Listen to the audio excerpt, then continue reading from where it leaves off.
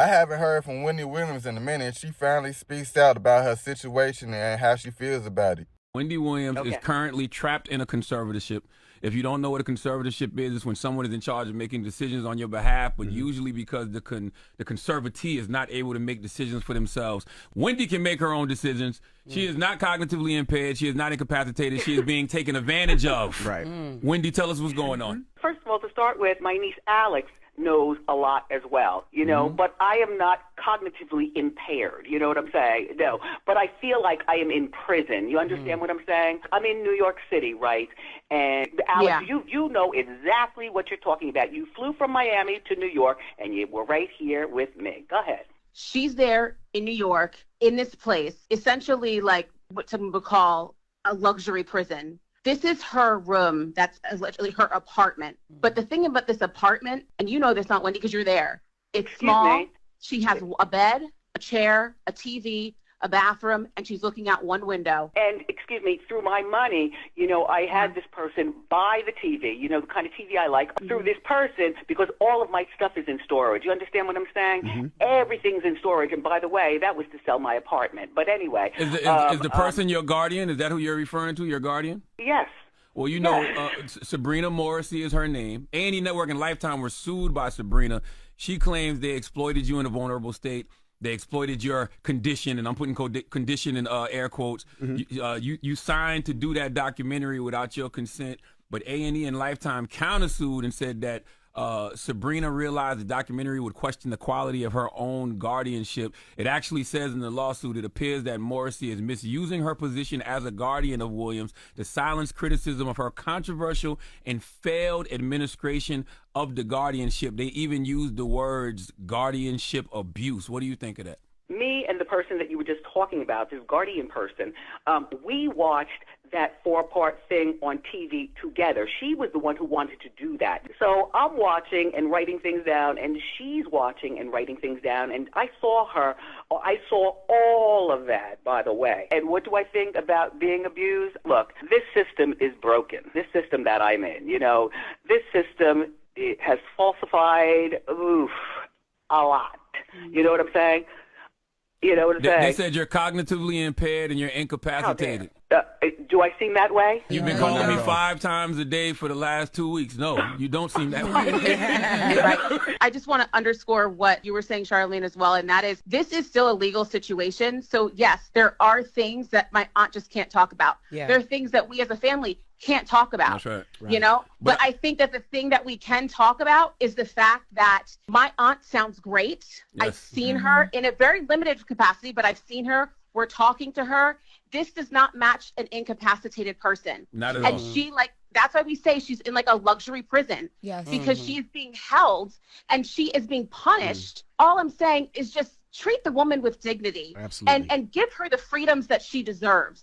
Well, let's say let's say what Wendy wants. Wendy wants to be, you know, released out of this conservatorship, but she wants to be in Miami with her family, with you, Alex, and with, you know, the rest of the family, her son. She wants to be in Miami. She's made this known. She's, you know, told everybody she needs to tell. I don't know why it's not happening. Let me just say about Miami, okay? The entire family now lives in Miami, and my son is doing such a great job. He graduated, and I was in Miami, and that was about a month ago. Yep. Alex, talk about the great time that we had and seeing my dad. We all went out and had like a party at one point. Yeah. Your dad's going to be 94 next month, right? Listen, my dad. Well, that's a whole nother conversation. 94, that's a whole nother thing. Like, I don't know whether I'm allowed to fly to Miami to say happy birthday to my dad, to get him. Well, that person that you talk about who's holding me hostage. Sabrina Morrissey, your guardian. We got to say her name. We got to put her name out there. I don't know that she's going to let me because she already said to see my dad for his birthday.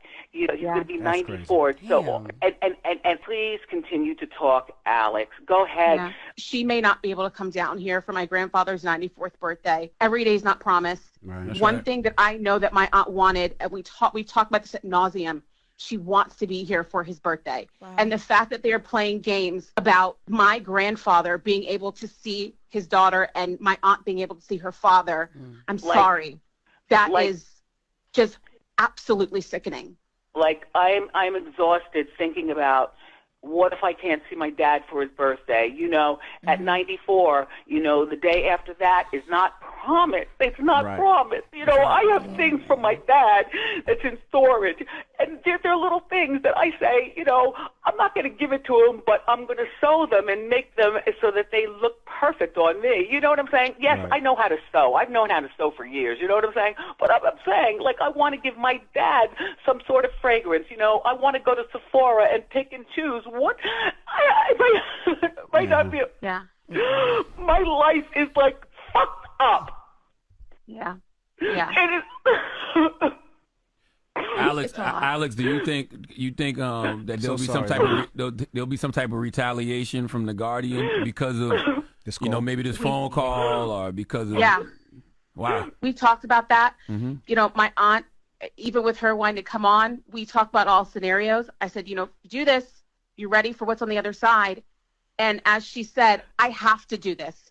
There's nothing else I could do at this point. She's prepared for the fact that her phone might be taken away. What if they take my phone? I won't be able to talk to anybody. Yeah.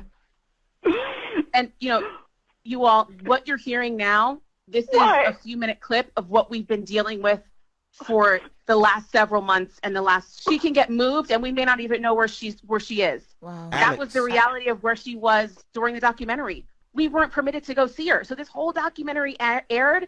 Nobody's able to call her. Nobody's able to see her. You know, the reason why I was doing the stuff with The View and Good Morning America was because she was nowhere to be found.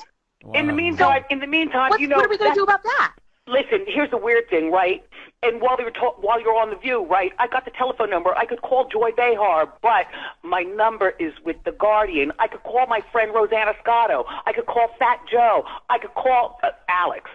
My number is not in storage, but my Guardian person has my phone. Right. God damn. Alex, let me ask you a question. Excuse me, has had it for 3 years, by the way. She's had your phone for 3 years, and she got control of all your bank accounts and everything? Wow, okay, you're right. Yeah, okay. Right. Now, Alex, but that's what the news report said. The news report said she has control of your bank accounts and everything. Yeah, it's said, I know. She also had some words about Diddy. Listen to this. Wendy, you got fired from Hot 97 years ago because of Diddy. All these years later to see where Diddy currently is. What do you feel about that situation? Right. Diddy will go to prison for life, people. You don't know things that I knew about Diddy back in the day. And you want to know what? It's about time, people. It is about time. Diddy done. She still got it. Diddy done. Doo-da, day. How you doing? See, she still got it. Wendy. Oh, my God.